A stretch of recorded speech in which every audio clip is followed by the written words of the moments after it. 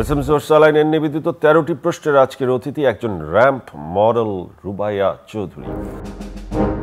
Hello Rubaiya, তুমি একজন ramp model, কাজ করছো, ফটোশ্যুট করছো, ওটিটিতেও কাজ করেছো, তুমি মনোগামীতে ছিলে, অটোবায়োগ্রাফিতে ছিলে, something like an autobiography Mostofa Sarwar ফারুকীর।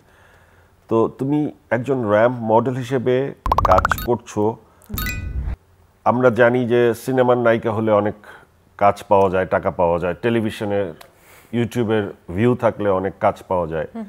Ramp মডেলদের সম্পর্কে আমাদের এখনো সবারও একটা অন্য ধরনের ধারণা, কিউরিসিটি, ওরা আসলে কিভাবে সারভাইভ করে, ওদের কাজটা কি একটু বলবা? আসলে হচ্ছে আমাদের দেশটা হচ্ছে মুসলিম কান্ট্রি এন্ড অনেক কনজারভেটিভ মানুষ এখানে। সো আমরা ওইভাবে করে হচ্ছে মানুষকে জানি না, সুযোগ হয় না, যাদেরকে আমরা টিভিতে দেখি বা হচ্ছে যারা মনে করেন যে মিডিয়াতে কাজ করে তাদের সম্পর্কে আমরা সোশ্যাল মিডিয়া থেকেই জানি। তো ফ্যাশন মডেলিং যারা করে, মডেলদের ড্রেস আপ নিয়ে অনেক মনে করেন যে ফ্যাশন ট্রেন্ড ফলো করে চলতে হয়। তো অনেকে দেখা যায় যে বাইরের ড্রেসটা দেখে জাজ করে বসে, বাইরের ড্রেসটা দেখে জাজ করে বসে যে মেয়েটা বেশ খোলামেলা ড্রেস পরছে বা ওয়েস্টার্ন কালচার ফলো করছে দেখে হচ্ছে মেয়েটা ভালো না। এটা আসলে ঠিক না। এন্ড হচ্ছে এটার জন্যই আমরা মনে করি যে মডেল মানেই খারাপ।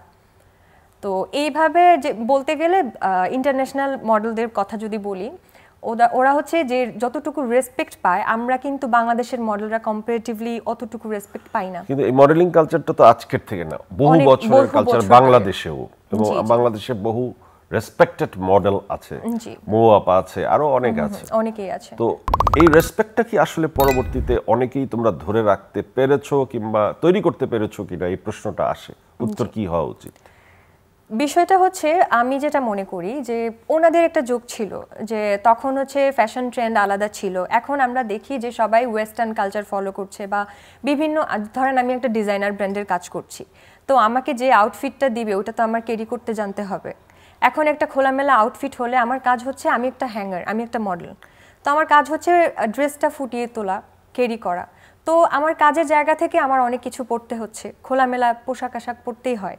তো এখন দেখা যায় যে সোশ্যাল মিডিয়াতে আমি একটা ফটো আপলোড দিলাম, একটা কাজের ছবি, অনেকে ওখানে আজে বাজে কমেন্ট করে বসে, অনেকে মন্তব্য করে যে মেয়েটা ভালো না। এটা তো তোমার ব্রেড এন্ড বাটার।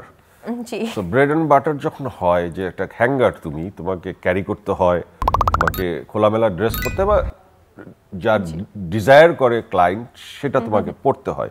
জি, সেটা পরার পরও তোমার নিজের সময়ও তোমাকে ওইটার পরার উপযুক্ত ড্রেস তোমার থাকতে হয় নিজের, যেন তোমাকে সিলেক্ট করে, তোমাকে নেয়। তো ওই মেইনটেনেন্সের জন্য তো একটা খরচ প্রচুর আছে, প্রচুর খরচ আছে। এই খরচটা তুমি কিভাবে ম্যানেজ করো? বিষয়টা হচ্ছে রুচির বিষয়। এখন হচ্ছে আমি যে শুধুমাত্র এক্সপেন্সিভ ব্র্যান্ড থেকে আমি শপিং করব ওটা না, আমার রুচি থাকলে আমি কিন্তু নিউ মার্কেট থেকেও গিয়ে ভালো কিছু কিনে এনে পড়তে পারি। যেমন আমাকে যখন সোশ্যাল মিডিয়াতে আমি কোনো পোস্ট করি, অনেকেই দেখে পোশাক আশাক দেখে মনে করে যে আমার লাইফস্টাইল মনে হয় অনেক লাক্সারি, কিন্তু আসলে তা না, মোটেও তা না। বিষয়টা হচ্ছে রুচির বিষয়। আমি ফুটপাথ থেকেও শপিং করি, আবার ব্র্যান্ডের জিনিসও ক্যারি করি, কিন্তু তার মানে এই না যে আমি ধরেন যে সব কিছু ব্র্যান্ডের পড়ছি, সব কিছু অনেক এক্সপেন্সিভ, এটা না। ধরেন যে আমি একটা ব্যাগ কিনলাম, ওইটা একটা এক্সপেন্সিভ একটা ব্র্যান্ডের হতে পারে, কিন্তু আমি যে ড্রেসটা পরে আছি ওইটা কিন্তু আমি নিউ মার্কেট থেকে কিনেছি। তো আমি এমনভাবে হচ্ছে স্টাইলিংটা করি যাতে দেখতে ভালো লাগে, দৃষ্টিনন্দন লাগে, কিন্তু মনে করেন যে অনেকের ধারণা যে মডেল মানেই হচ্ছে খারাপ। ওকে, আমি যদি তোমাকে জিজ্ঞেস করি যে এখন এই কসমেটিক সার্জারির যুগে, জি, এই মানুষের সৌন্দর্য বৃদ্ধির নানান আর্টিফিশিয়াল জগতে, মানে একজন মডেল কি সবসময় এই অপারেশন, ইনজেকশন এগুলোর উপর থাকতে হয়, নাকি তারা আসলেই বাইবর্ন সুন্দর, এই সুন্দর ধরে রাখার জন্য তারা অন্য কিছু করে? অনেকেই আছে ন্যাচারাল বিউটি, যেমন আমি এখনো পর্যন্ত কোনো অ্যাস্থেটিক কোনো সার্জারি কিছুই করাইনি, কিন্তু আমি সুন্দরী সবাই বলে। এটা হচ্ছে আমাদের অ্যাকসেপ্ট করে নেওয়ার বিষয়। তো অনেকে ভালো লাগলে করতেই পারে সার্জারি, এটা তাদের পার্সোনাল ব্যাপার। অ্যান্ড বিউটিটাকে এনহ্যান্স করতে গেলে অনেক কিছু করতে হয়। যেমন আমরা মেকআপ করি, মেয়েরা মেকআপ করবে না তো কে করবে? অনেক ছেলেরা মেকআপ নিয়েও মন্তব্য করে, এগুলো আসলে কানে নিতে হয় না। সো তোমার কথায় মনে হচ্ছে যে তুমি সোশ্যাল মিডিয়ার কমেন্ট সেকশনের কমেন্টস নিয়ে বেশ তুমি চিন্তিত। না, মোটেও চিন্তিত না। আমি জাস্ট এটা বলি যে ওগুলাতে আমি হচ্ছে যখন আমি কমেন্টগুলো চেক করি বা অনেকের অনেক মন্তব্য দেখি, আমার ভালো লাগে, কি জিনিস ভালো লাগে জানেন, যে আমি কিন্তু দিন শেষে আমি, অনেকে বলে যে তোমাকে এর মতো লাগতেছে ওর মতো লাগতেছে, বলুক না, লাগতেই পারে, আমি একটা মানুষ, যার মতো লাগতেছে সেও একটা মানুষ। আবার অনেকে ধরেন যে বলে মেয়েটা ভালো না, মেয়েটা দেখতে অনেক শো অফ করতেছে, বা ধরেন অনেক খোলামেলা ড্রেস পরতেছে। এটা হচ্ছে যার যার পার্সোনাল ব্যাপার। অনেকের কথা বাদ দাও, তোমার ফ্যামিলি কি বলে, তোমার প্যারেন্টসরা কি বলে? আমার প্যারেন্টসরা কি বলে, শুরুতে আমি ফ্যামিলি থেকে সাপোর্ট পাইনি, টোটালি একদমই সাপোর্ট পাইনি, যেহেতু আমি হচ্ছে একটা কনজারভেটিভ এরিয়া থেকে এসেছি, আমার জন্ম ওখানে, বেড়ে ওঠা ওখানে। এলাকাটার নাম কি? সিলেট থেকে এসেছি। সিলেটের মানুষ কনজারভেটিভ হওয়াটা কিন্তু খুব খারাপ জিনিস না। আমি লাস্ট টাইম একটা ইন্টারভিউতে আমি বলেছিলাম সিলেটের মানুষ কনজারভেটিভ, এটা নিয়েও কথা শুনতে হয়েছে। সিলেটের মানুষ অনেকেই লন্ডনে থাকে, লন্ডনের মানুষরা অনেক স্মার্ট, লন্ডনের বাঙালিরা মেয়েরা অনেক স্মার্ট পোশাক পরে। সেখানে মানে কনজারভেটিভটা তুমি কি অর্থে বোঝাতে চাচ্ছ? আমার মতো আপনারাও জানেন ডায়রিয়া সহ যে কোনো পানি শূন্যতায় আমার আস্থা এসএমসি রোড স্যালাইন। কেনার সময় প্যাকের গায়ে এসএমসির লোগো দেখে কিনবেন। এসএমসির ওরসালাইন। মানে বিষয়টা হচ্ছে কি, আমি যদি আজকে কোনো লন্ডনী ছেলেকে বিয়ে করে লন্ডনে গিয়ে একটা হট প্যান্ট পরে ছবি তুলি হাজবেন্ডের সাথে, সেটা কিন্তু খুবই ভালো জিনিস, কারণ আমি বিয়ে করেছি লন্ডনের ছেলে, অনেক বড় লোক সে, তো এটা খুবই ভালো জিনিস। কিন্তু আমি নিজে যদি ইনকাম করে আমি নিজের টাকা দিয়ে একটা হট প্যান্ট কিনে পরি, সেলফি তুলে আমি ফেসবুকে দেই, সেটা খারাপ জিনিস, কারণ আমার বিয়ে হয়নি, আমি কেন ইনকাম করব?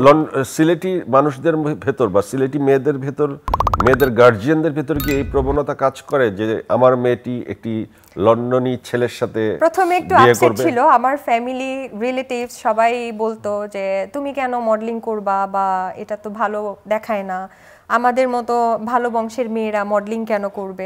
বাট এখন তারা সবাই আমাকে অ্যাপ্রিসিয়েট করে, আমার ভালো কাজ দেখে তারা অনেক খুশি, অ্যান্ড এটাই আমার মনে করেন যে সবচেয়ে বড় পাওয়া। কিন্তু সিলেটি মানুষের যারা সিলেটে থাকে সেই মেয়েদের গার্জিয়ানরা কি লন্ডনের ছেলের জন্য অপেক্ষায় থাকে যে তার মেয়েকে লন্ডনের একটা ছেলে বিয়ে করবে, সিলেটি ছেলে? এটা মূলত একটা ট্র্যাডিশন। জি। তো মেয়েরা একটু বড় হলে, আমার মেয়েটা দেখতে অনেক সুন্দর, বাবা মার একটা আশা থাকে যে লন্ডন থেকে আমেরিকা থেকে কোনো ছেলে আসবে, বিয়ে করে নিয়ে চলে যাবে, এই তো এটাই হচ্ছে একটা মেয়ের সাকসেস, যে ভালো জায়গায় বিয়ে হয়েছে। কিন্তু আমার কাছে যেটা মনে হয় যে আমাকে আল্লাহ হাত পা সব কিছু দিয়ে দুনিয়াতে পাঠাইছে, আমি একটা মেয়ে বলে কেন বাবার পরিচয় বা হাজবেন্ডের পরিচয়েই আমার বাঁচতে হবে? আমার তো উচিত যে নিজের পরিচয় তৈরি করা। ওকে, সিলেটি মানুষের সিলেটি ভাষা আছে। জি জি। সিলেটি ভাষায় সিলেটের ঐতিহ্য, সিলেট কেমন, সিলেটের মানুষের কেন এত পয়সা, সিলেটের মানুষ কেন এত কনজারভেটিভ, বা কি কি গুণ কি কি দোষ আছে সিলেটি ভাষায় একটু বর্ণনা করো তো। বিষয়টা হইলো আমরা ফুরিন্তরে আমরা চাই যে তারা একটা গণ্ডির ভিতরে থাকুক, তারা এই জায়গাটা কি বারইয়া গিয়া তারা যে নিজের যোগ্যতায় কিছু একটা করবো, আমরা তারারে এই স্বপ্ন তো দেখতে দেইও না, উল্টা আরো আমরা তারারে বান্ধিয়া রাখি দিই। আপনি কিছু বুঝতে পেরেছেন? আমি বুঝতে পেরেছি, কারণ আমি সিলেট আমার খুব প্রিয় জায়গা, আমি সিলেট যাই, সিলেট আমি ভালোবাসি। আচ্ছা, সো আমি তোমার ল্যাঙ্গুয়েজ বুঝেছি। সিলেটে অনেক রেস্টুরেন্ট আছে, এই রেস্টুরেন্টের পপুলারিটিও অনেক, আমরা গেলে সেই সমস্ত রেস্টুরেন্টে যাই।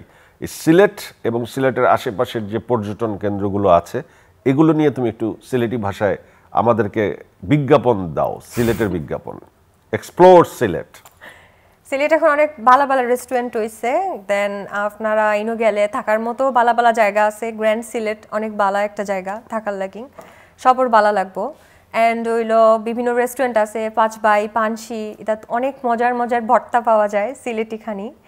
আবার হইলো গিয়ে আপনারা এনজয় করবা গরুর মাংস দিয়া হাতখড়া, একটা সিলেটি একটা খুব মানে খুব স্বাদ লাগে এই খানিটা খাওয়ার লাগে। একটা খাইতে হইলে শুধুমাত্র সিলেট যাওয়া লাগবো, কারণ সাতক্ষরা আর কোনো জায়গায় পাওয়া যায় না বাংলাদেশেও। সাতক্ষরা সিলেটেই পাওয়া যায়। হ্যাঁ, চুই ঝাল পাওয়া যায় খুলনা যশোরে, আরেকটি খাওয়া আছে চুই ঝাল। হাতখড়া দিয়া গরুর মাংসর যে টেস্ট, এই টেস্ট আর কোনো ভাবে রান্ধিলে গরুর মাংস পাওয়া যায় না। রাইট, তাহলে আমরা তোমার মাধ্যমে সাতক্ষরা সম্পর্কে এবং সিলেটের সাতক্ষরার সম্পর্কে আমরা জানলাম। ওকে, এবার আমি তোমাকে কিছু নাম বলবো, তুমি সেই নামের পাশে বিশেষণ বসাবা, যেহেতু তুমি মিডিয়ার একজন কর্মী, তোমার একটা অবজারভেশন আছে। মাহিয়া মাহি, সিলেটের ex wife. Sweet and smart enough. কারণ কি সিলেটি তোমাদের ভাইকে ছেড়ে আরেক জনের কাছে বিয়ে বসে গেছে এই জন্য স্মার্ট? এটা তো স্মার্টনেস না, সে স্মার্ট কজ আমি যখন তার কথাবার্তা শুনি, অনেক ইন্টারভিউ দেখেছি, অনেক জায়গায় সে কথা বলে, আমার কাছে মনে হয় যে 8-10 জন নায়িকার থেকে সে যথেষ্ট স্মার্ট। পরিমণি, সুন্দরী, বিদ্যা সিনহা মিম, এলিগেন্ট, নুসরাত ফারিয়া, নুসরাত ফারিয়া চিনুই না? চিনি, কিন্তু ওনার সম্পর্কে খুব একটা জানি না, যতটুকু স্ক্রিনে সবাই দেখে আমি ততটুকুই দেখছি। জায়েদ খান, বাংলাদেশের টাইগার শ্রফ। বাংলাদেশের টাইগার শ্রফ, জ্যাকি শ্রফের ছেলে। হ্যাঁ, কেন ওই যে এরকম, কেন? ডিগবাজি। ডিগবাজির কারণে। ওকে, মোস্তফা সরোয়ার ফারুকীর সাথে কাজ করার অভিজ্ঞতা কি? অনেক ভালো ছিল, আমি অনেক কমফোর্টেবল ছিলাম। আমার ভেতর থেকে ওনারা হচ্ছে অ্যাক্টিংটা বের করে নিয়ে আসছে, কজ প্রথমে আমি অনেক নার্ভাস ছিলাম। আর আমার ফেভারিট একজন অ্যাক্টর চঞ্চল চৌধুরী, যার সাথে আমি যখন স্ক্রিন শেয়ার করেছি তখন আমার মধ্যে এটা অনেক নার্ভাসনেস ছিল, যেটা হচ্ছে আমি কিছুক্ষণ পরেই আমার কেটে গেছে। এটা পুরা টিমের জন্য, চঞ্চল ভাইয়ের জন্য এবং হচ্ছে ফারুকী ভাইয়ের জন্য। গান পারো? টুকটাক। একটা গান শোনাও না আমাদের। কি গান শুনতে চাই? যা মনে হয়। আমরা সিলেটি ভাষার গান শুনলে আরো অনেক খুশি হব। সিলেটি ভাষার গান তো পারি না। তুমি চোখের আড়াল হও, কাছে কি বা দূরে রও, মনে রেখো আমিও ছিলাম, এই মন তোমাকে দিলাম, এই প্রেম তোমাকে দিলাম। শাকিব খান যদি বিয়ের প্রস্তাব দেয় করবা? না শরীফুল রাজ যদি বিয়ের প্রস্তাব দেয় করবা? না, আপনি শুধু মেরিড ছেলেদের নাম কেন বলছেন? আনমেরিড অনেক নায়ক আছে। জায়েদ খান যদি বিয়ের প্রস্তাব দেয় করবা? না, এই আনম্যারিড প্রস্তাব দিলে করলা না তো? আমি আসলে কোনো নায়ককে বিয়ে করব না। পরিচালক করবা? না, আমি হচ্ছে মিডিয়ার বাইরে ছেলেকে বিয়ে করব। কি ধরনের ছেলে তোমার পছন্দ? ফরেনার হতে হবে। ফরেনার? হ্যাঁ। মানে পাসপোর্ট অন্য দেশের থাকলে হবে, ধরো সিলেটি, না না, লন্ডন? সে হচ্ছে একদম বাংলাদেশের কালচারের না, এরকম। বাংলাদেশের কোনো ছেলে তোমার ভালো লাগে না? ভালো লাগে, কিন্তু বিয়ে করার জন্য না। কারণ কি? কারণ হচ্ছে আমরা দিন শেষে বাঙালি, তো আমাদের ওই যে একটা ডমিনেট করার ব্যাপার থাকে, যে আমি আমার বাংলাদেশি ছেলেদের মধ্যে একটা মেল ইগো কাজ করে, ওইটা আমার পছন্দ না মোটেও। Very good. ক্যামেরার পেছনে কেউ নেই, আমিও নেই, কিছু মূল্যবান কথা চ্যানেলের দর্শককে বলো। চ্যানেলকে প্রথমত অনেক ধন্যবাদ আমাকে আজকে এখানে বসার সুযোগ করে দেওয়ার জন্য। জয় ভাইয়াকে অনেক ধন্যবাদ, এটা খুবই ভালো একটা এক্সপিরিয়েন্স ছিল। Thank you so much. And দর্শকদেরকেও অনেক ধন্যবাদ।